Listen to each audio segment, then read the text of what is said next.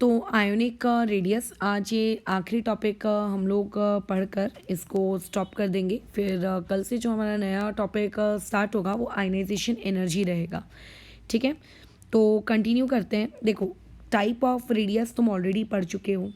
उसके अलावा जहाँ तक मुझे याद आ रहा है, हम लोगों ने लास्ट वाले लेक्चर में कौन से फैक्टर्स एटॉमिक रेडियस को वेरी करवाते हैं वो पढ़ा था।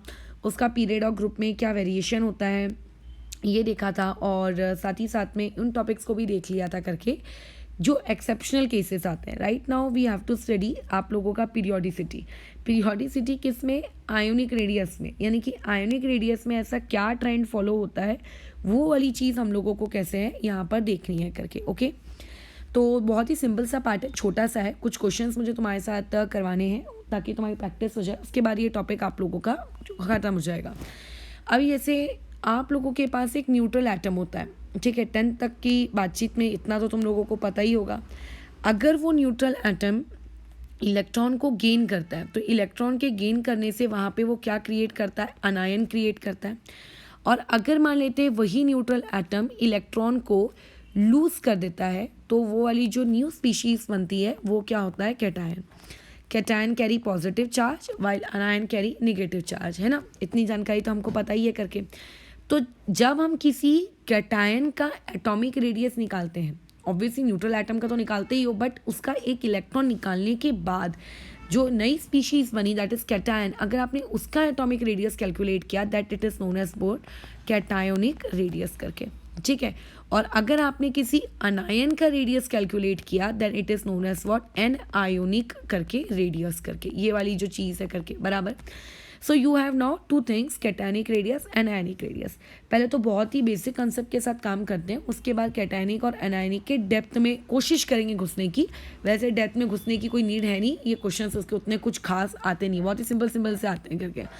तो देखो चीज़ें कैसी होती हैं। लेट्स इमेजिन मैंने कोई एक न्यूट्रल एटम एक्स लिया है। इस न्यूट्रल एटम एक्स में नंबर ऑफ प्रोटॉन्स की जो संख्या है वो मान लेते हैं आपकी 10 है, और जो नंबर ऑफ इलेक्ट्रॉन्स की संख्या है वो मान लेते हैं आप लोगों की, लेट्स से वो भी 10 है। तो ऐसे केस में क्या मैं ये ऐसा कह सकती हूँ कि न्यूक्लियस जो रहता है उस न्यूक्लियस में 10 प्रोटॉन मिलकर आपका जो रहता है 10 इलेक्ट्रॉन पे फोर्स लगा रहे होंगे। देखो ऐसा तो होता नहीं है ना किसी वैलेंस इलेक्ट्रॉन पे फोर्स लगता है। फोर्स तो हर जगह लगता है, हर किसी पे लगता है, चाहे वैलेंस इलेक्ट्रॉन हो या चाहे कोर इलेक्ट्रॉन्स हो। तो अगर कोई मुझसे पूछेगा कि जहाँ का Z/E कैलकुलेट करो, what do you mean by Z/E, कि Z/E यानी कि कितना रेशो क्या है आपके प्रति प्रोटॉन, मतलब एक प्रोटॉन आप लोगों का कितने इलेक्ट्रॉन्स पे या एक इलेक्ट्रॉन कितने प्रोटॉन्स का फोर्स फील कर पा रहा है, तो Z/E की वैल्यू कितनी आ गई, 1। ठीक है, यानी कि इसमें क्या है, हर इलेक्ट्रॉन पे कम से कम एक यूनिट का फोर्स लग रहा है, इस तरीके से बोला जा सकता है। But Z/E is not at all a force. अब मान लेते हैं इस X ने एक इलेक्ट्रॉन गेन कर लिया। अब अगर ये एक इलेक्ट्रॉन गेन कर लेगा तो जो नंबर ऑफ प्रोटॉन्स की संख्या होगी वो नंबर ऑफ प्रोटॉन्स की संख्या कितनी हो जाएगी, 10 की 10 ही रहेगी। लेकिन जो नंबर ऑफ इलेक्ट्रॉन्स रहेंगे उनकी क्वांटिटी कितनी हो जाएगी, एक ज़्यादा, यानी कि 11। तो सोचो अभी भी न्यूक्लियस में 10 ही प्रोटॉन है, लेकिन अब उन 10 प्रोटॉन्स लोगों को फोर्स लगाना है किस पे, 11 इलेक्ट्रॉन्स पे। ठीक है, पहले 10 था प्रोटॉन और 10 इलेक्ट्रॉन था, दोनों 10-10 पे बराबर का चल रहा था एकदम काम। लेकिन अब कैसा है, आप लोगों का Z तो अभी भी 10 का 10 ही रहा है, लेकिन अब आपके पास जो नंबर ऑफ इलेक्ट्रॉन्स है करके, उन नंबर ऑफ इलेक्ट्रॉन्स की जो क्वांटिटी है वो नंबर ऑफ क्वांटिटी कितनी हो गई है करके आप लोगों के पास ज़्यादा हो गई है करके। ठीक है, तो इस वजह से अब आपका जो न्यूक्लियस है वो फोर्स तो उतना ही लगा रहा है, फोर्स की वैल्यू में तो कोई चेंज नहीं आ रहा है। क्यों फोर्स की वैल्यू में कोई चेंज नहीं आ रहा है, रीज़न क्योंकि नंबर ऑफ प्रोटॉन्स तो उतने के उतने ही है ना, लेकिन नंबर ऑफ इलेक्ट्रॉन्स बढ़ गए। अब अगर मान लेते हैं तुम्हारे घर में एक केक आया है, उस केक को तुम 2 लोगों ने मिलके खाना है और एक इंसान अगर और आ जाता है, अब क्या होगा, पहले अभी क्या तुम्हें केक नहीं मिलेगा, केक मिलेगा लेकिन क्वांटिटी थोड़ी कम हो जाएगी। तो नंबर ऑफ इलेक्ट्रॉन्स के बढ़ने से तो जो प्रति इलेक्ट्रॉन जो वो फोर्स फील करते थे वो फोर्स क्या हो जाता है, वीक हो जाता है। राइट, प्रति इलेक्ट्रॉन वो फोर्स क्या हो जाता है, कम हो जाता है। अब इमेजिन करते हैं अगर फोर्स कम हो गया, ठीक है, प्रति इलेक्ट्रॉन पर इलेक्ट्रॉन, ऊपर से शील्डिंग इफेक्ट जैसे वेरियस फैक्टर्स भी होते हैं। अच्छा हाँ, श्रेयन ने मुझसे पूछा था कि D और F का जो शील्डिंग इफेक्ट होता है वो पुअर क्यों होता है। वो इसीलिए पुअर रहता है क्योंकि उनके जो ऑर्बिटल्स होते हैं उनके ऑर्बिटल्स की जो शेप होती है वो डिफ्यूज्ड होती है, फैली हुई रहती है, ये उसका रीज़न है। तो अभी जो पर इलेक्ट्रॉन जो उसको फोर्स एक्सपीरियंस करना चाहिए था, उस एक्सपीरियंस फोर्स की जो क्वांटिटी है वो क्वांटिटी इन केस ऑफ अनायन वो क्या हो जाएगी बताओ, डिक्रीज हो जाएगी। और अगर फोर्स न्यूक्लियस से आने वाले फोर्स या इलेक्ट्रॉन के द्वारा एक्सपीरियंस किए आने वाले फोर्स की अगर क्वांटिटी कम हो जाती है तो ऑटोमेटिकली एटॉमिक रेडियस क्या हो जाता है, बढ़ जाता है। यानी कि I can simply say that कि between X and between X negative किसका एटॉमिक रेडियस बड़ा होगा, एक्स नेगेटिव का। यानी कि अगर आपके पास एक न्यूट्रल एटम है और उस न्यूट्रल एटम को अगर आप कंपेयर कर रहे हो उसी के अनायनिक पार्ट से, तो क्या होगा करके उसी के अनायनिक पार्ट के कंपैरिजन में उसका अनायनिक पार्ट का एटॉमिक रेडियस ज़्यादा होगा क्योंकि नंबर ऑफ इलेक्ट्रॉन ज़्यादा है। बट अगर मैं इमेजिन करूँ कि अगर इसी एक्स ने कैटायन भी बनाया होता, जो कि पॉसिबल नहीं है but for a study we are talking about, तो कैटायन अगर बनाया होता या चाहे वो अनायन बनाए, नंबर ऑफ प्रोटॉन्स में तो देखो कभी कोई फ़र्क नहीं पड़ता, हाँ लेकिन जो नंबर ऑफ इलेक्ट्रॉन्स हैं वो अब कितने हो गए होते, 10 से कम बल्कि 9 हो गए होते। तो यानी कि न्यूक्लियस में 10 प्रोटॉन है, वो 10 प्रोटॉन फोर्स भेज रहे हैं, लेकिन अब फोर्स को फील करने वाला कितना है, 9।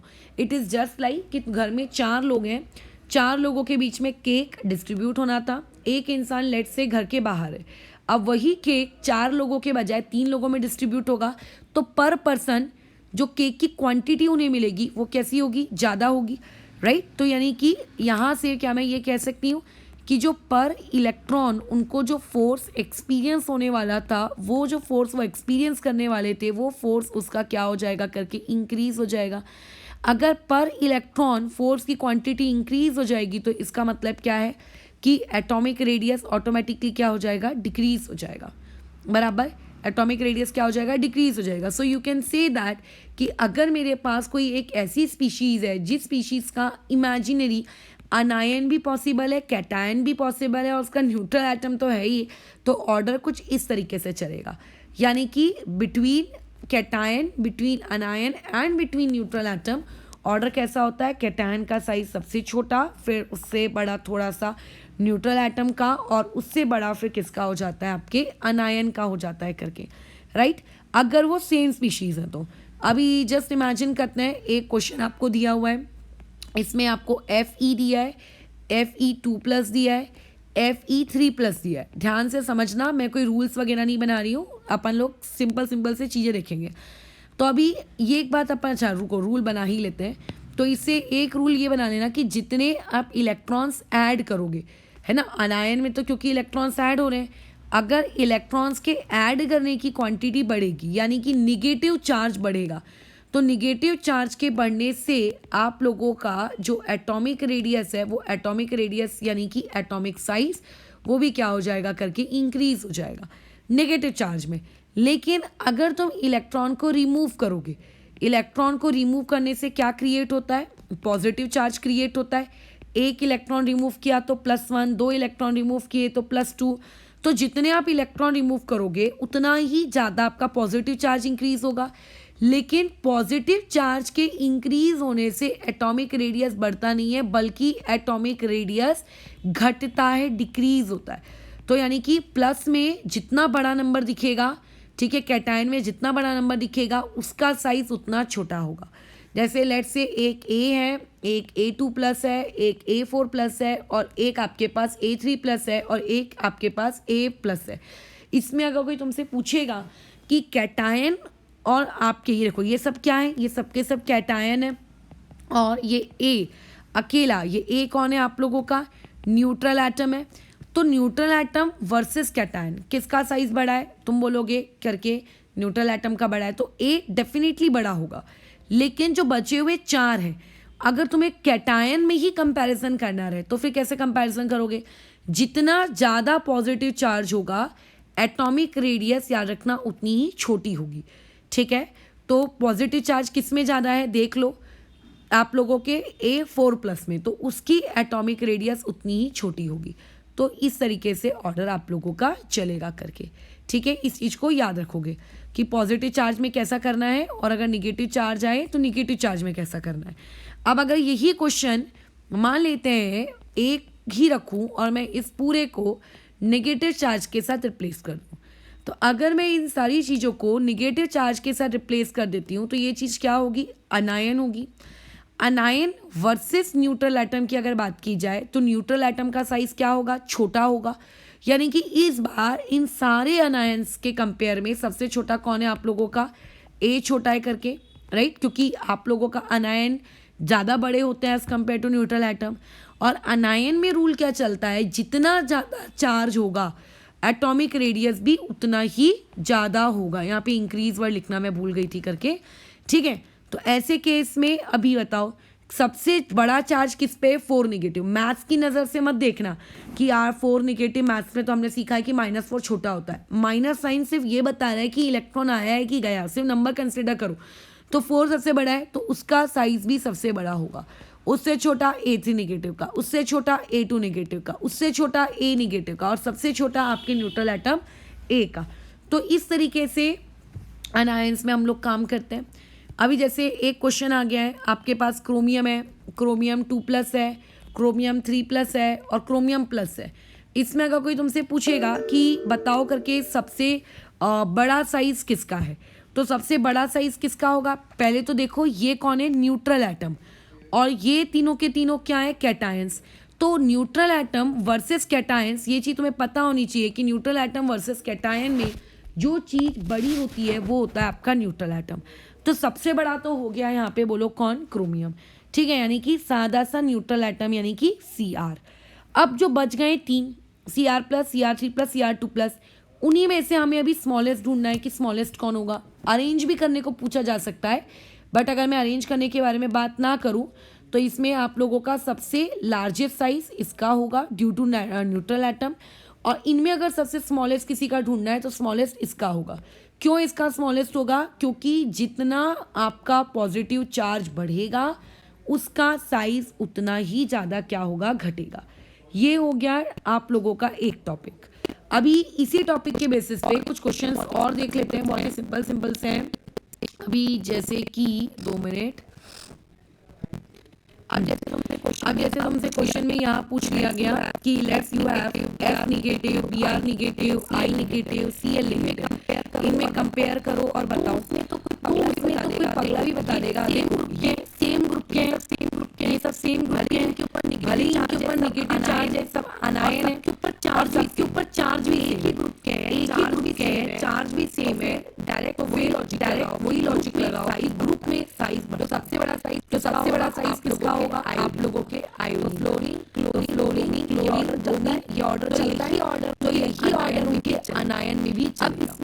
अब इसमें एक बहुत ही इम्पोर्टेंट एक्सेप्शन क्वेश्चन है, वो ये क्वेश्चन आता है कि अरेंज करो Br निगेटिव को, Cl निगेटिव को, Cl निगेटिव को, I निगेटिव को और मान लेते हैं H निगेटिव। अब इसमें हम लोग जो इसका आंसर लिखते हैं वो देखो क्या, हमें इसमें तो हमें डाउट, ये वाला जो हम ऑर्डर लिखते हैं इसमें तो हमें कोई डाउट नहीं है कि ये वाला ऑर्डर ऐसा ही रहता है करके, लेकिन हमें ऐसा लगता है क्योंकि फ्लोरीन सेकंड पीरियड का है और हाइड्रोजन फर्स्ट पीरियड का है तो इस हिसाब से छोटा ये होना चाहिए, ये हम एक्सपेक्ट करते हैं, ठीक है। बट एक्चुअल में रियलिटी ये नहीं होती बराबर। या इसको वैसे मैं बता दूं, इसको हम लोग हाइड्राइड आयन कहते हैं, ठीक है, इसको हम लोग क्या कहते हैं, हाइड्राइड आयन।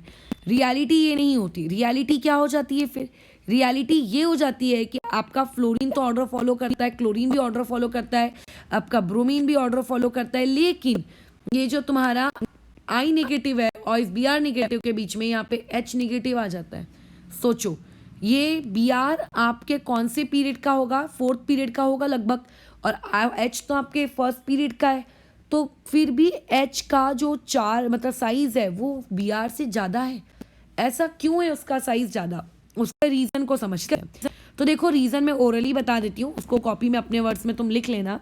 रीज़न बहुत ही सिंपल सा है करके, आप लोगों का जो फ्लोरीन है, फ्लोरीन में अगर मैं टोटल इलेक्ट्रॉन्स की बात करूँ तो टोटल इलेक्ट्रॉन्स कितने होंगे, उसका एटॉमिक नंबर कितना होता है करके, फ्लोरीन का 9, तो उसमें नंबर होंगे इलेक्ट्रॉन्स 9 और एक उसने गेन कर लिया यानी कि 10, तो 10 डिवाइडेड बाय, अच्छा Z/E निकाल रहे हैं हम लोग, क्या निकाल रहे हैं उसका, Z/E।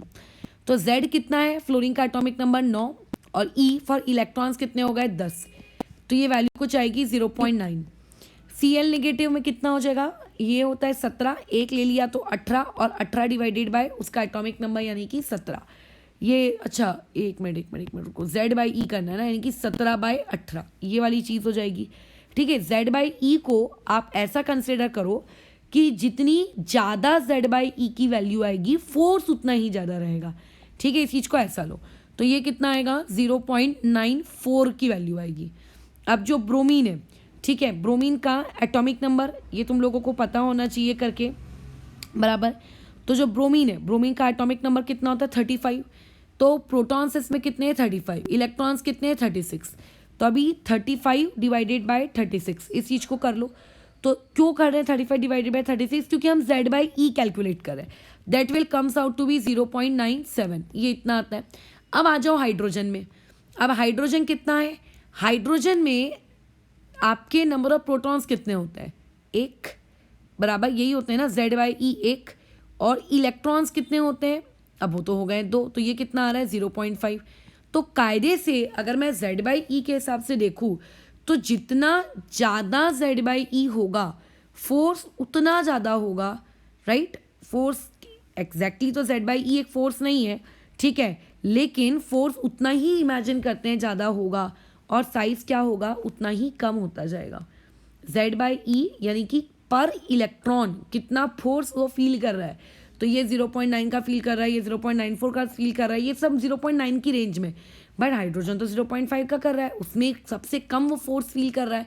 तो जिस वजह से उसका क्या होता है करके जो साइज होता है वो इंक्रीज हो जाता है। हाँ, बट आयोडीन से बड़ा नहीं हो सकता करके, बिकॉज क्योंकि आयोडीन में कुछ ज़्यादा ही करके शेल्स होते हैं।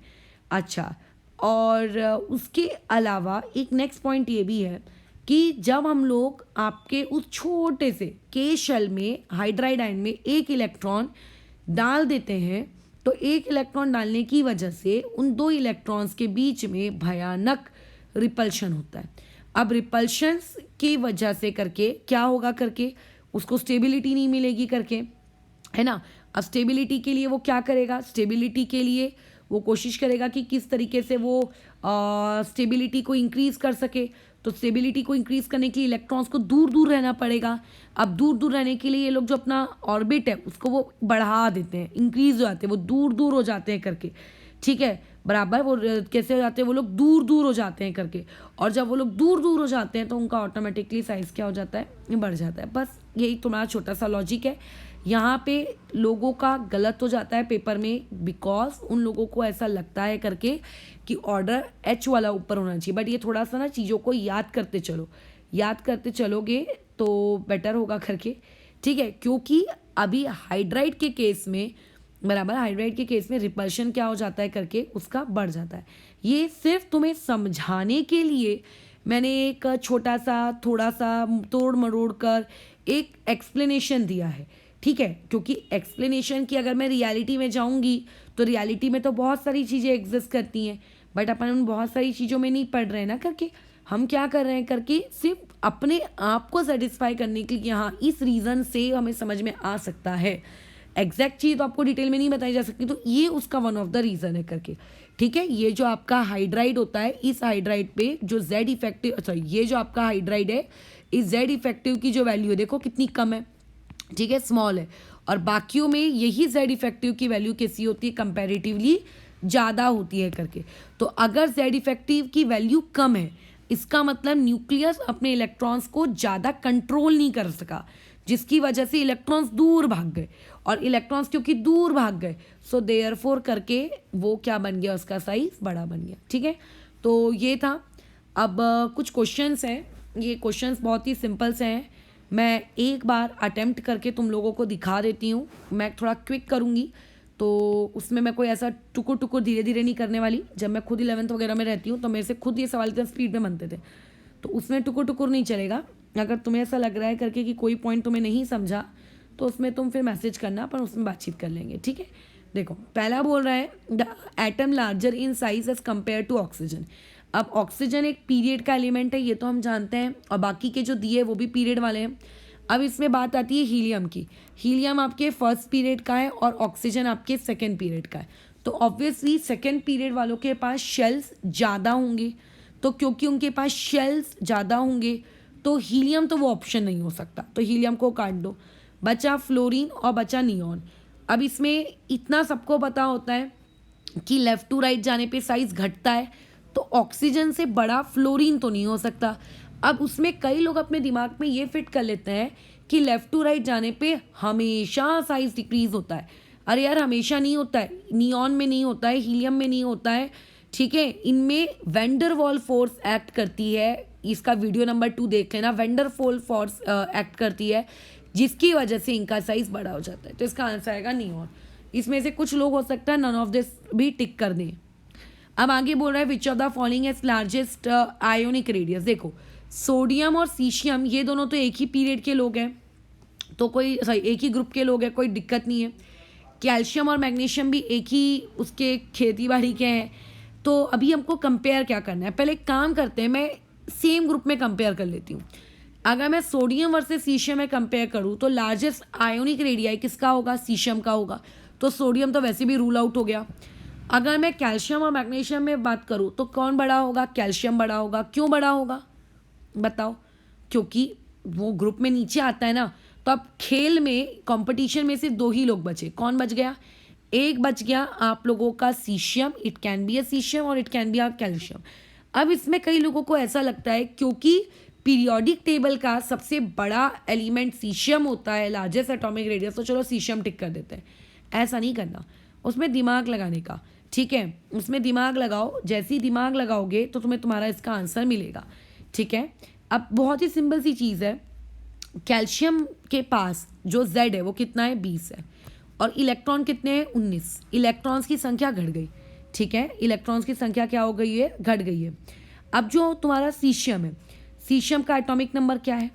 अब मैं जानती हूँ कि मुँह ज़बानी तो तुम लोगों को एटॉमिक नंबर याद होंगे नहीं, बट वो किए जा सकते हैं, कैसे, ऐड कर करके नीचे आ सकते हो, ठीक है, ऐड कर करके नीचे आ सकते हो। तो इसका एटॉमिक नंबर है 55, और इसके पास नंबर ऑफ इलेक्ट्रॉन्स कितने होंगे, इसके पास नंबर ऑफ इलेक्ट्रॉन्स की वैल्यू कितनी आ जाएगी, 1 चला गया, यानी कि कितना हो जाएगा, 54। Z/E ये हो गया आपके Z/E की वैल्यू।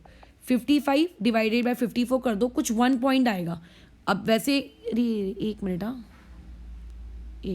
रुको वो गायब हो गया था, 1 मिनट। अब जैसे इसकी वैल्यू कुछ 1 पॉइंट आएगी, तो निकाल लेते हैं 20/19, ये वाली चीज़ कितनी हो जाएगी, पहले तो 1 मिनट, ये आ जाएगा 1 पॉइंट, फिर 0, फिर 5, ये इतना कुछ आएगा। और वैसे ही 55 डिवाइडेड बाय 54 कर दोगे तो ये वाली चीज़ कितनी आएगी, 1.018। अब कंपेयर कर लो कौन किसका Z/E आप लोगों को कैसा क्या दिख रहा है, थोड़ा सोचते हैं। तो इसका Z/E आपको क्या दिख रहा है, बड़ा दिख रहा है, सॉरी छोटा दिख रहा है। तो अब ऐसे केस में हमारा दिमाग ये चलेगा, ठीक है, कि ऐसे केस में यार सीशियम का अगर Z/E छोटा है, ठीक है, तो इसलिए उसका जो साइज़ होना चाहिए वो साइज़ कैसा होना चाहिए करके बड़ा होना चाहिए, ठीक है, एज़ कंपेयर टू व्हाट आप लोगों का Ca+ कैल्शियम के कंपेयर में। अब इसीलिए हम लोग टिक कर देंगे कि इसमें लार्जेस्ट एटॉमिक आयोनिक रेडियस किसका है, आपके सीशियम का है करके, ठीक है। लेकिन अभी यहाँ पर हम लोगों को इसको कंपेयर करने को दिया गया है किसके बीच में करके, आपके सीशियम प्लस और कैल्शियम प्लस में। तो अब तुम इसमें किस में टिक करोगे, देखो, तो ऐसे में सीशियम में ये जो होंगे ये गोल गोल गोल गोल शेल्स, ये तो ज़्यादा होंगे, और कैल्शियम में तो छोटे होंगे। तो ऑब्वियसली इसका सही आंसर किसको रेट करोगे तुम, सीशियम को कर दोगे, बस ख़त्म हो गया क्वेश्चन छोटा सा। तो इस तरीके से आयंस वाले जो क्वेश्चंस हैं वो तुम लोगों को पूछे जा सकते हैं करके। तो बहुत ही सिंपल सा पार्ट रहेगा, उसको कर लेना।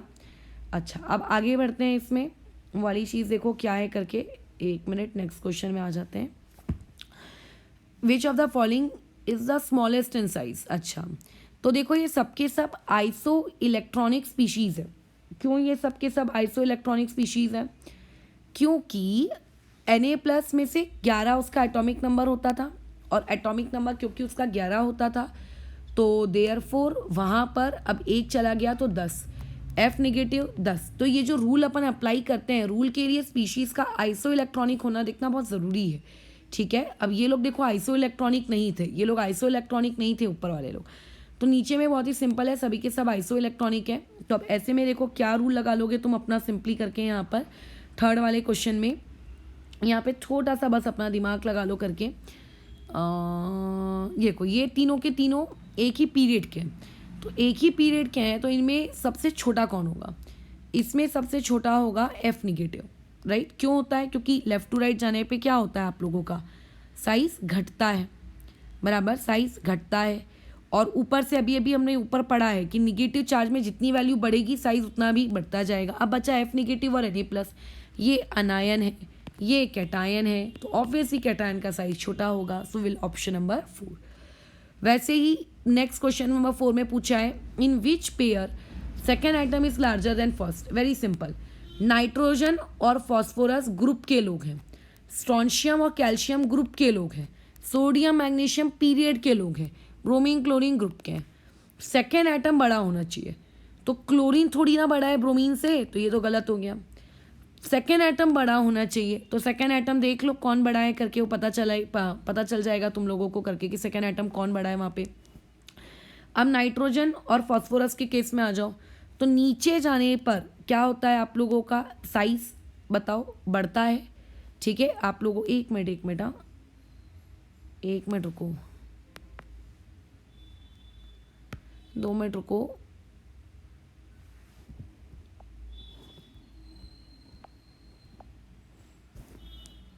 एक्चुअल में मेरी पेंसिल डिस्चार्ज हो गई है, 2 मिनट के लिए हमें रुकना पड़ेगा, एक्चुअल में कुछ दिखेगा नहीं अदरवाइज।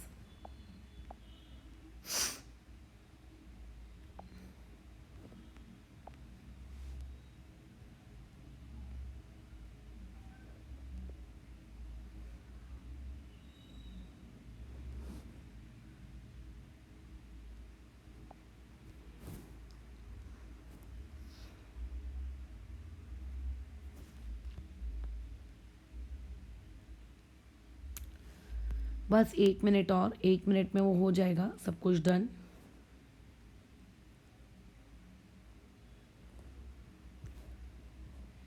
चलो हो चुका है वाला काम, अब आगे अपना कंटिन्यू करते हैं, ठीक है। तो अभी हम लोगों का कहाँ चल रहा था वाली चीज़ में देख लेते हैं एक बार, आप लोगों का चीज़ें क्या थी वहाँ पर, टॉपिक क्या चल रहा था हम लोगों का, हाँ, कि सेकेंड आइटम आपका बड़ा होना चाहिए एज़ कम्पेयर टू फर्स्ट। तो ऑब्वियसली तुम्हारा फर्स्ट ऑप्शन नहीं हो सकता, सेकेंड ऑप्शन नहीं हो सकता, क्योंकि पीरियड में जाने पे आप लोगों का साइज़ घटता है, तो ये भी नहीं हो गया। अब बचा क्या हम लोगों के पास, बचे हुए दो, उन दो ऑप्शंस को स्टडी कर लेते हैं। तो दो ऑप्शन में स्ट्रोंशियम और कैल्शियम बोल रहा है, तो कैल्शियम ऊपर आता है ग्रुप में और स्ट्रोंशियम नीचे, तो स्ट्रोंशियम बड़ा होगा, तो ये भी गलत, तो बचा इकलौता यही ऑप्शन। नेक्स्ट में बोल रहा है which of the following order of radii is correct. पहले इसको देखते हैं, ऑप्शन नंबर 1 को, लिथियम, बेरिलियम, मैग्नीशियम, कहाँ के लोग हैं? ये लोग हैं आप लोगों के ग्रुप में नीचे जाने पे साइज बढ़ता है। चलो ठीक है, तो हमें ऐसा लग रहा है कि ऑप्शन नंबर 1 करेक्ट है, हो भी सकता है करेक्ट, मुझे नहीं पता। इसको देखते हैं, ये कैसा है, ये पीरियड के लोग हैं। आई डू एग्री कि वैंडरवाल फोर्स की वजह से नियॉन का साइज बढ़ता है, बट फ्लोरीन का तो नहीं बढ़ सकता, तो 3 तो गया आपकी लिस्ट से, ठीक है। अच्छा, अब ऑप्शन नंबर 2 वगैरह को भी एक बार देख लेते हैं। सबसे छोटा कैटायन को बोला गया है, चलो वेल एंड गुड, बोला गया है, कोई दिक्कत नहीं है। बाकी के 2 में देखो, O2 नेगेटिव में कितने इलेक्ट्रॉन है? 8। N3 नेगेटिव में भी कितने, O2 नेगेटिव में कितने इलेक्ट्रॉन है? 10। N3 नेगेटिव में भी कितने इलेक्ट्रॉन है आप लोगों के? 10।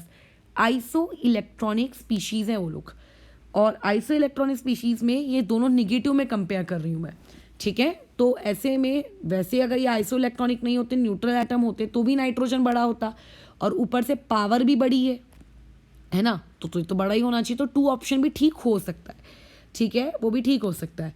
सोडियम, फ्लोरीन और O2 में फ्लोरीन कभी ऑक्सीजन से बड़ा हो सकता है क्या? नॉट एट ऑल पॉसिबल, तभी तो यहाँ पे मैंने उसको काटा है, तो ये फ्लोरीन आप लोगों का गया। अब बचता है लिथियम, बेरिलियम, ठीक है, और आप लोगों का मैग्नीशियम। अभी देखो लिथियम है आप लोगों के कहाँ का? ग्रुप नंबर 1 का। अब ग्रुप नंबर 1 का है लिथियम, उसके बाद है बेरिलियम, और इसके नीचे है यहाँ magnesium. Magnesium I do agree, क्योंकि वो थर्ड पीरियड का है तो सबसे बड़ा होगा, लेकिन ये दोनों तो साथ ही में, दोनों के दोनों कौन दोनों, ये आप लोगों के लिथियम और बेरिलियम, ये दोनों तो कहाँ के हैं, ये दोनों तो फर्स्ट सेकेंड पीरियड के हैं। तो सेकेंड पीरियड में between lithium and between beryllium, ये चीज़ आपको क्या लगता है कौन बड़ा होगा? ऑब्वियसली जितना लेफ्ट टू राइट जाओगे साइज उतना ही छोटा होता जाएगा। तो बेरिलियम का साइज छोटा आना चाहिए था, लिथियम का ज़्यादा आना चाहिए था। तो देयरफॉर ये ऑप्शन भी गलत है। तो सही ऑप्शन कौन सा है? सेकेंड वाला। ठीक है, आगे सिक्स्थ में आते हैं। Which of the following is not iso electronic, वो गिनना पड़ता है। जैसे क्लोरीन का एटॉमिक नंबर 17, -1 आ गया यानी कि 18 हो गए। फॉस्फोरस का एटॉमिक नंबर 15, 3 आ गए 18 हो गए। तो एर्गन तो वैसे भी 18 ही होता है, उसमें क्या बातचीत करनी। तो ये लोग आइसो इलेक्ट्रॉनिक है, बट क्वेश्चन में नॉट पूछा है तो नॉट ढूंढ लो। ये N3 नेगेटिव 7 और 3 10, नियॉन तो वैसे भी 10 होता है। Mg2+, मैग्नीशियम 12 होता है, 2 चला गया 10। Boron, hydrogen, helium, lithium, beryllium, boron 5, 5 में से 3 गए 2, हीलियम भी 2, लिथियम भी 2, मतलब एक ही ऑप्शन बचता है। तो डायरेक्टली मैं टिक कर देती हूँ फोर्थ। तो आइसो इलेक्ट्रॉनिक मतलब सेम इलेक्ट्रॉन्स होने चाहिए। ठीक है, सेवेंथ वाले में आ जाते हैं। Which of the following order of atomic या फिर आयनिक रेडाई इज नॉट करेक्ट, वो तुमसे ये पूछ रहा है करके। ठीक है, उस पर भी बातचीत कर लेंगे। तो कहाँ गया, हाँ देखो P5+, P3+, आज के पढ़े हुए टॉपिक पर है। पॉजिटिव में जितनी वैल्यू बढ़ेगी, ठीक है, पावर जितनी बढ़ेगी साइज उतना छोटा होगा। तो ये सही है, ये करेक्ट है। हमसे नॉट करेक्ट पूछ रहा है। अभी अभी ये लिथियम बेरिलियम बोरॉन से झगड़ा करके आए। ये लिथियम है, ये बेरिलियम है, ये बोरॉन है। जितना लेफ्ट टू राइट जाओगे साइज उतना छोटा होगा। तो सबसे बड़ा कौन होगा? ये ऑर्डर सही दिया है, ये भी करेक्ट है। N3 नेगेटिव और N5 पॉजिटिव, ये कैटायन है। कैटायन को उस क्वेश्चन वाले ने बड़ा दिखा दिया है। हमने अभी अभी ऑर्डर देखा, सबसे बड़ा एनायन होता है, फिर न्यूट्रल और फिर cation. So this is your correct answer. और देखो ये तो ऑर्डर फॉलो भी कर रहा है, अनायन, उसके बाद न्यूट्रल एटम और फिर उसी स्पीशीज का कैटायन। ठीक है, तो इसका करेक्ट आंसर होगा 7 का 2। वैसे ही 8 में पूछ रहा है कि अगर तुम्हें Cl negative, F negative, Br negative, I negative दे दिया जाए तो किसका साइज सबसे बड़ा होगा, ये आपको बताना है। ये क्वेश्चन तो मैंने अभी भी करवाया भी है, इसमें सोचने की भी बात नहीं है कुछ। अच्छा, अब देखो ये क्वेश्चन अच्छा लगता है मुझे। फ्लोरीन और नियॉन का तुमसे एंगस्ट्रॉम में एटॉमिक रेडियस पूछ रहा है। किसी भी इंसान को एटॉमिक रेडियस रटे हुए तो रह नहीं सकते, तो ये कैसे करेंगे?